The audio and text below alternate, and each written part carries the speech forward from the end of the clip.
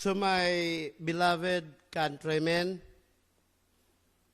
I am Mr. Danilo Lihaylihay, an official presidential candidate of the Republic of the Philippines. In response to your just and impatient demand for radical change of the political path from tuwad na daan to tamang daan, I offer the following roadmap for peace, prosperity, and national greatness.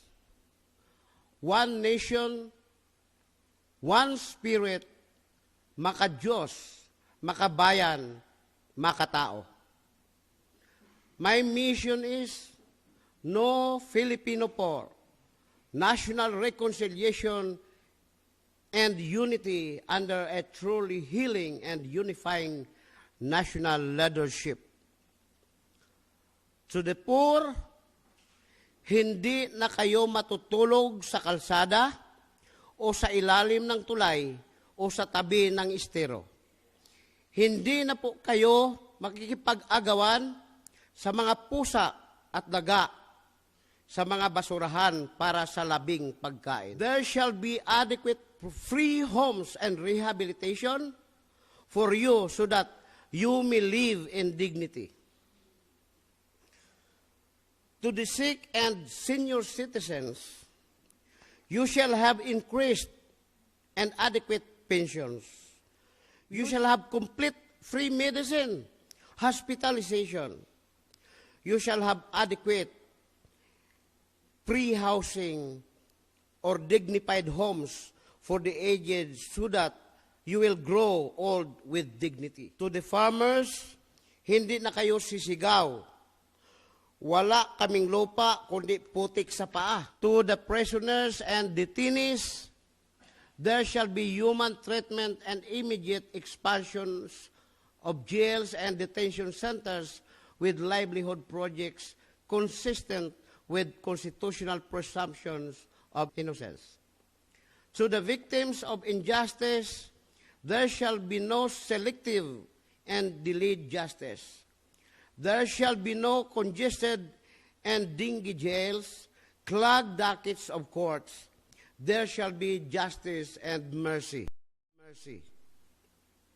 To the businessmen, there shall be no behest loans, palakasan, padrino, bata-bata system, or cronyism.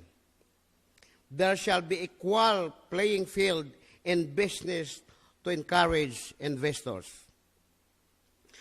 To our soldiers, policemen, teachers, and health workers, there shall be increase in your salaries, pensions, allowances, and loans, as well as massive low-cost housing, free housing.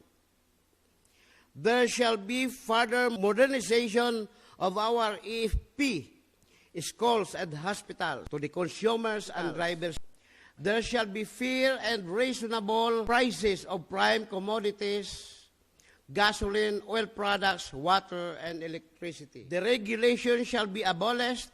Instead, fair public hearings to determine reasonable prices and utility rates shall be observed. Now, to the commuters, there shall be fair and reasonable fares. There shall be no more traffic miss. To the victims of calamities, there shall be world-class rehabilitation with livelihood projects using the Lihaylihay Calamity Donation Funds Incorporated.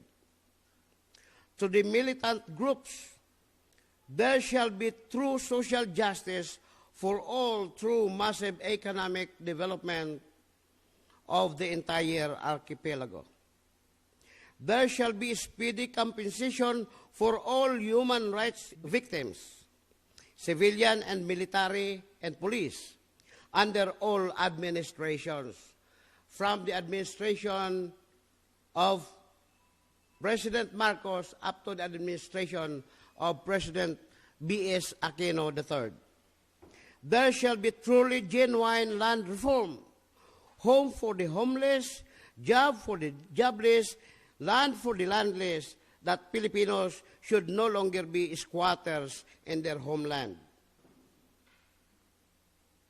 There shall be no demolition whatsoever, because all your homes, all your houses are free. All political detainees and political enemies shall be released and placed under adequately secured house arrest, pending termination of their cases.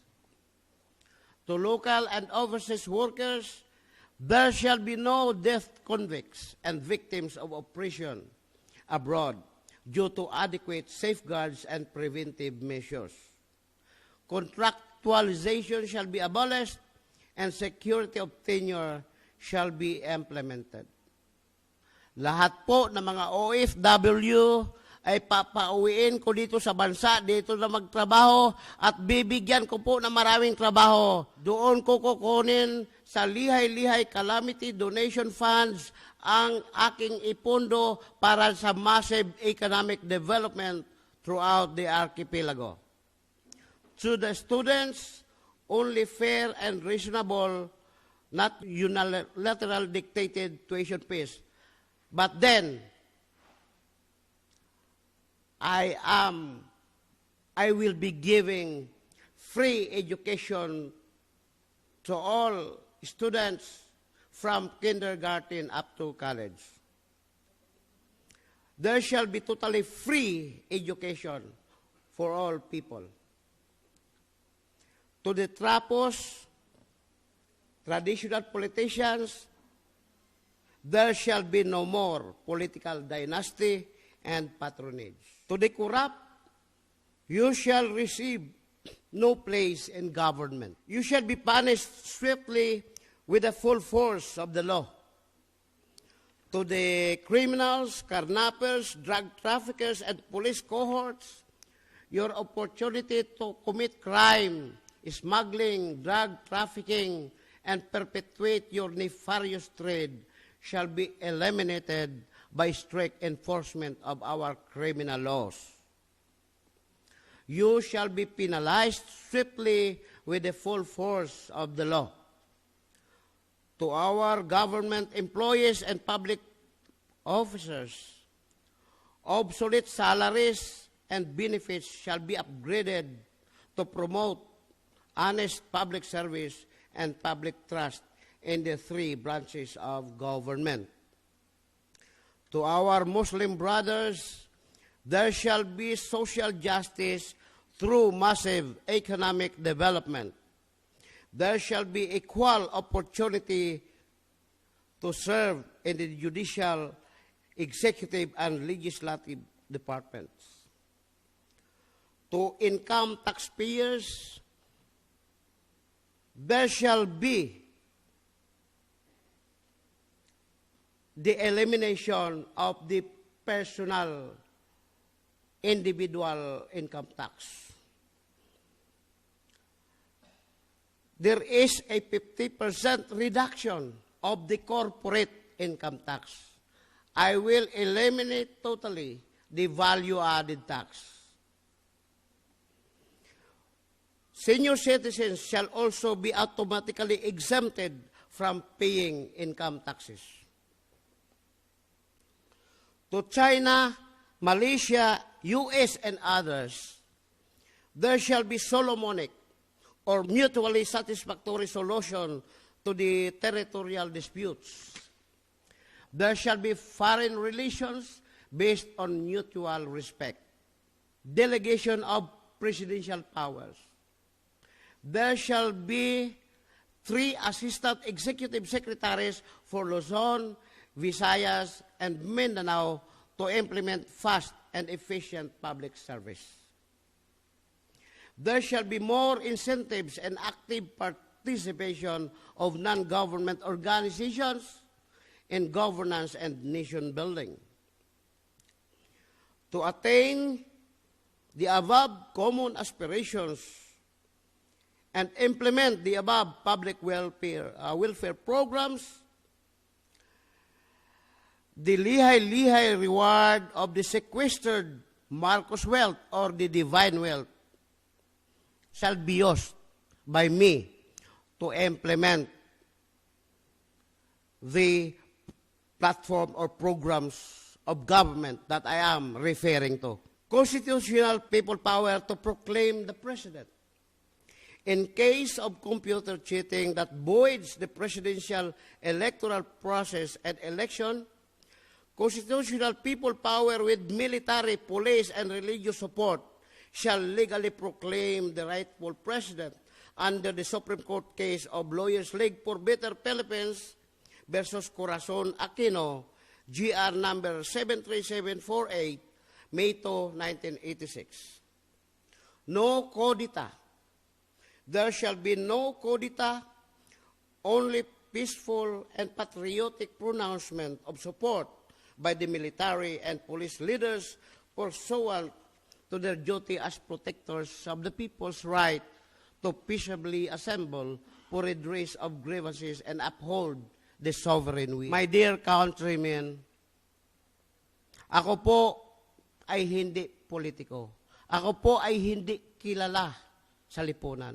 Ngunit ako po ang nagdadala ng trilyon-trilyon pera sa kaba ng bayan para maitulong sa ating bansang Pilipinas at sa mga mamamayang Pilipino.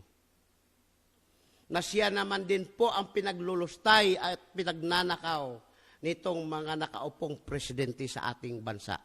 Babayaran ko din po ang utang ng bansang Pilipinas within 30 days pag-upo ko bilang Pangulo upang maiahon ang ating bansa at ang mamamayang Pilipino sa kahirapan. Aalisin ko din po ang presidential pork barrel na siya yung dahilan. Siya yung pinaka-great-great-grandmother of all corruptions in the government. Sad to say, Malacanang has been a sanctuary of the number one criminal offender and economic plunderer of this country.